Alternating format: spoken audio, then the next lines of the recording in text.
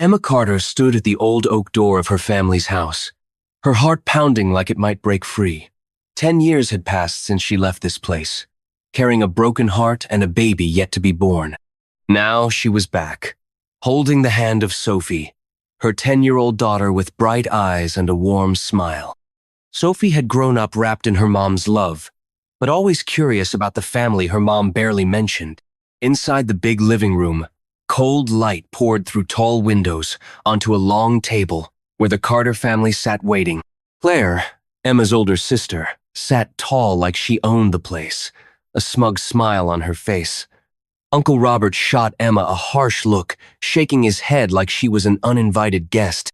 Cousin Ryan shrugged, and Greg, Claire's husband, just followed her lead quietly. The air felt heavy, like a courtroom, and Emma could feel their judgment stabbing at her. "Well, look who's here," Claire sneered, her voice sharp as a blade. "Emma, you remember how to find this place? I thought you erased us from your life." Robert growled. "What? Here to beg for a piece of the pie?" "Too late, Emma." Emma stayed calm, meeting their eyes. "I'm here for Dad, not for you." Sophie squeezed her mom's hand, whispering, "I'm right here, Mom. Don't be scared."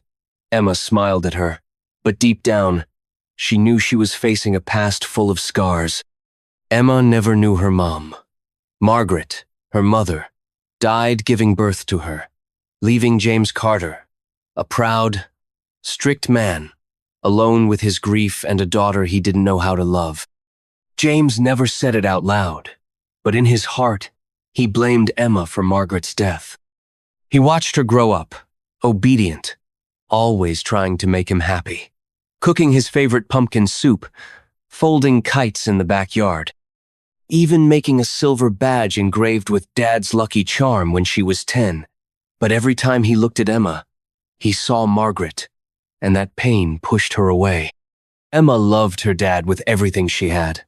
She learned to brew his tea just right, sat for hours listening to his stories about hunting trips, and always smiled even when he barely noticed.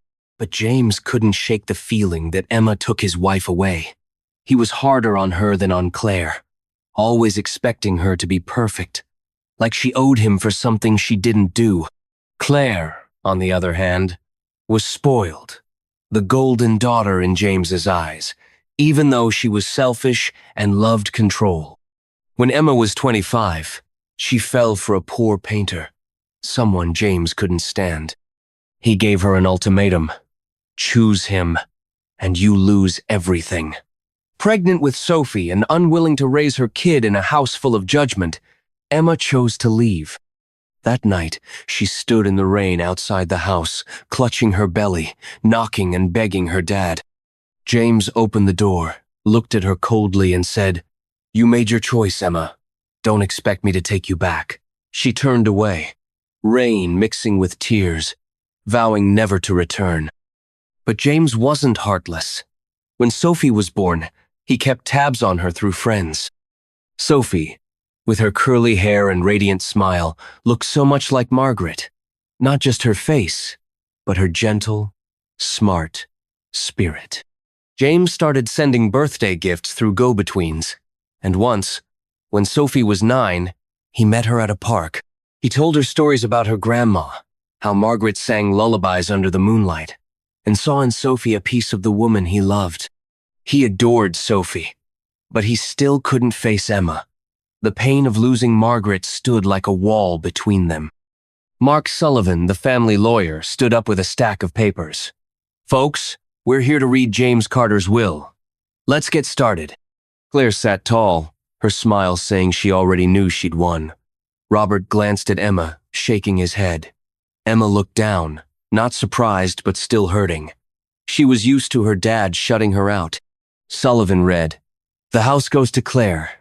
Savings split between Claire and Robert. Retirement stocks to Ryan. Family scholarship fund to Greg, Claire's son. Not a word about Emma."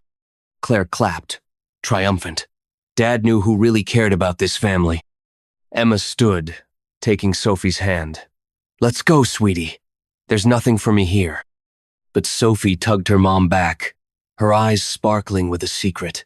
Mom, Grandpa had something important. Emma frowned. What, honey? Sophie pulled a crumpled envelope from her pocket and handed it to Sullivan. Grandpa said to give this if everyone forgot you. Claire scoffed. An envelope? What's this, a kid's game? Robert grumbled. Don't waste our time, Mark. But Sullivan recognized James's handwriting. He tore it open and read the short note aloud. Mark, Sophie holds the key to my real wishes. Open the safe in my office if she gives you this. The room went quiet as Sullivan pulled a small safe from a locked cabinet. He used the key from the envelope to open it, revealing 3 things: a new will, a long letter, and a silver badge engraved, Dad's Lucky Charm. Sullivan read the will first. I, James Carter, leave the house, assets, and scholarship fund to my daughter Emma and granddaughter Sophie, dated March 20, 2025, legally notarized. Claire shouted, No way! It's a fake! But Sullivan held up a notarized paper with James's fingerprint. This is James's final will. Then he read the long letter. Emma, I'm sorry for blaming you for your mom's death. Margaret passed giving you life, and I let that pain blind me to loving you. You were good, doing everything to make me smile. From pumpkin soup to this badge, but I only saw you as a reminder of what I lost. I was wrong. When you left, I saw you in the rain, holding Sophie, but I was too proud to open the door. You're the strongest person I know, raising your girl when the world turned its back. Sophie has Margaret's smile, but you, Emma, have her heart. I love you. I've always loved you, and this badge proves it. I kept it since you gave it to me, because you're my lucky charm. Emma sobbed, touching the badge. She remembered being 10, sitting in craft class, carefully carving each letter, hoping her dad would smile. That memory, buried under years of hurt, now felt like a bridge to him. Claire, pale as a ghost, tried to argue, James would never do this. He hated Emma. But Sullivan raised a hand and called, Helen, please come in.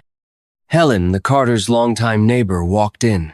She'd once lent Emma money for baby formula when she was a struggling single mom. Sullivan said Helen was a witness when James made the new will. Helen looked at Claire, her voice steady. James came to me 2 weeks before he passed. He cried, said he was wrong to blame Emma for Margaret's death. He told me Claire lied, saying Emma ran off with some guy, but the truth was Emma left to protect Sophie. James asked me to witness the will so Emma would get what she deserves. Claire sank into her chair, speechless. Robert muttered, James never told me. Ryan and Greg slipped out quietly. Emma hugged Sophie, feeling her dad's love for the first time. She thought of all the times she tried to make him happy, all the times she failed, and now his apology was the greatest gift. Sophie looked up, smiling.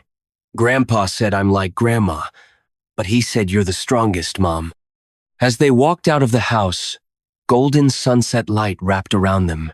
Emma looked at Sophie and whispered, You make me so proud. Sophie grinned wide. Grandpa's proud of you too, Mom. They left, carrying truth, love, and a fresh start. Time moved on, but the love and forgiveness Emma found that day stayed with her forever. Every now and then, on quiet afternoons, Emma took Sophie to the cemetery where her parents rested. They stood by James and Margaret's graves, the breeze whispering through the trees.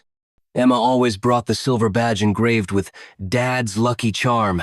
She placed it gently on her dad's headstone, a silent promise that she'd forgiven him, and she knew he'd done the same.